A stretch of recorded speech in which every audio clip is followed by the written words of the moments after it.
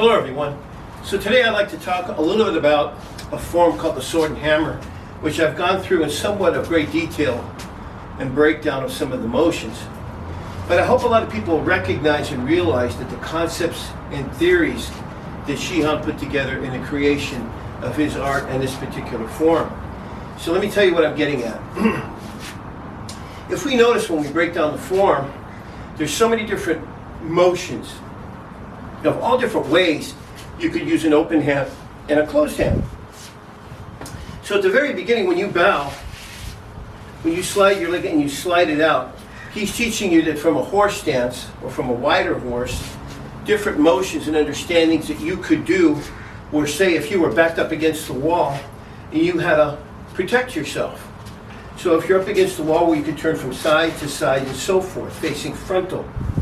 Then after we bow, we come up with this hand here. So now he's teaching you that prior to that, he teaches you the double hands in front that you could fire from that position there from a formal standing horse, whether it be singular or double, and all different other techniques and follow-throughs and flows that could come from that.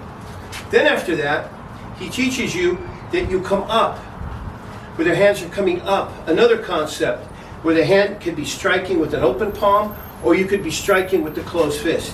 You could be parrying with an open hand inward, or you could be parrying outward with that hand. The hammer hand, all the different type of hammer strikes and so forth that could come from the opening of this hand hitting. Not only besides that is when we come up, we raise our leg, which is another concept that if you're getting out of the way of something, or if you're advancing towards a person, you could kick at them.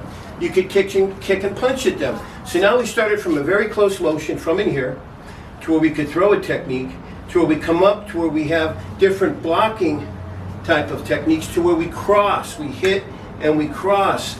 And the crossing motions, once again, are being done at a close in range, medium range position that we're learning. So just within those few motions, the different concepts and theories and breakdowns and understanding is hundreds of techniques. Different things that we could talk about and look at. When we come up and we hit and we cross and we come back, he's now teaching you a technique and he's showing you a concept that you could hit someone from behind you. Now granted, in the form, you just bring your arms back. But from those arms coming back, when we come here and we cross, this could have been a strike. This is a strike. This is a strike. That's a strike. Backhand is a strike. From all the different points and levels, now we're bringing those hands back to show that we can step back with that. Elbow back, elbow back. So you're drawing your hands back, you're crossing and you're bringing them back. There's wrist releases involved in that. There's circular breaking. There's grabbing the hands, coming in and taking the man down. There's stepping forward and throwing the man over your leg. Just off of those basic concepts of where you're stepping in, where you could be turning, where you could be sliding, where I could be jumping in with a double kick, where I could be shooting an outward crescent kick. So what I'm getting at is from those motions and concepts come a plethora of all different type of techniques. So after we bring our hands back, now we're learning from a horse stance of the different blocks we could do. We're doing short range blocks, box type blocks, square blocks within that horse. Then we're learning how to punch, right? The form is teaching you that you could use this as a long range punch, as a short range punch. You could be moving as you're stepping to the outside and then firing.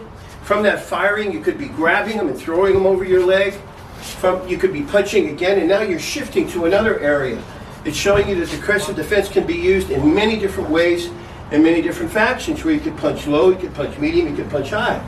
It's also teaching you to keep your hand here so that you have a blocking area and striking area in case the man where you're at is firing back at you. And this is just a brief breakdown today of a couple of motions out of the sword and hammer, some of its concept and theories and breakdowns.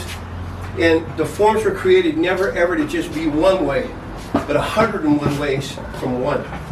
Stay strong, everybody. Take care. I'll talk to you later.